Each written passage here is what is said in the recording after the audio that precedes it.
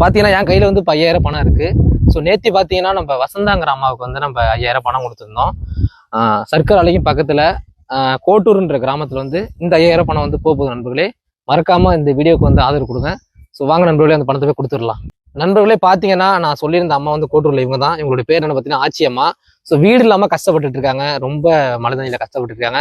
இவர்களுக்கு தான் நம்ம வந்து ஒரு நல்ல வீடு கட்டுறதுக்காக வாட்ஸ்அப்பில் வந்து பிரணவ் பீர்த்தி அமெரிக்காவில் இருக்காங்க. ஸோ பசங்க இருக்கிறாங்க. அவங்களோட அப்பா தான் இந்த முயற்சியில் பார்த்தீங்கன்னா இவங்களுக்கு வந்து அறிமுகப்படுத்தியிருக்கேன். அறிமுகப்படுத்துறதுல 10,000 அமௌண்ட் கொடுத்து அங்கே ஒரு வசந்தாங்கிற அம்மாவுக்கு வந்து 5000 பணம் கொடுக்க சொன்னாங்க. அதுமாதிரி கொடுத்துட்டேன். இன்னைக்கு இந்த அம்மாவுக்கு கொடுத்துடலாம் நண்பர்களே. 1 2 3 4 5 இந்தாங்கம்மா நம்ம கையில் கொடுத்துட்டேன். இந்த உதவி பண்ண பிரணவ் பீர்த்தி அவங்களோட அப்பா. ஸோ அந்த பசங்களும் எங்கே இருந்தால் நல்லா இருக்குன்னு கமெண்ட்ல வேண்டிய நண்பர்களே. நன்றி.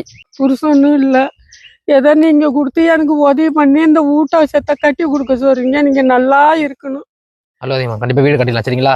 நம்ம வந்து அவ்வளோ ஒரு கஷ்டத்தில் இருந்தாங்க. ஸோ கண்டிப்பாக பார்த்தீங்கன்னா இந்த அம்மாவுக்கு ஒரு நல்ல வீடு கட்டி கொடுத்து இந்த அம்மா எந்த அளவுக்கு ஃபீல் பண்ணி பழுகுறாங்களோ அந்த அளவுக்கு சந்தோஷமாக்குறது என்னோட கடமை நண்பர்களே. கண்டிப்பாக நான் செஞ்சிருவேன்.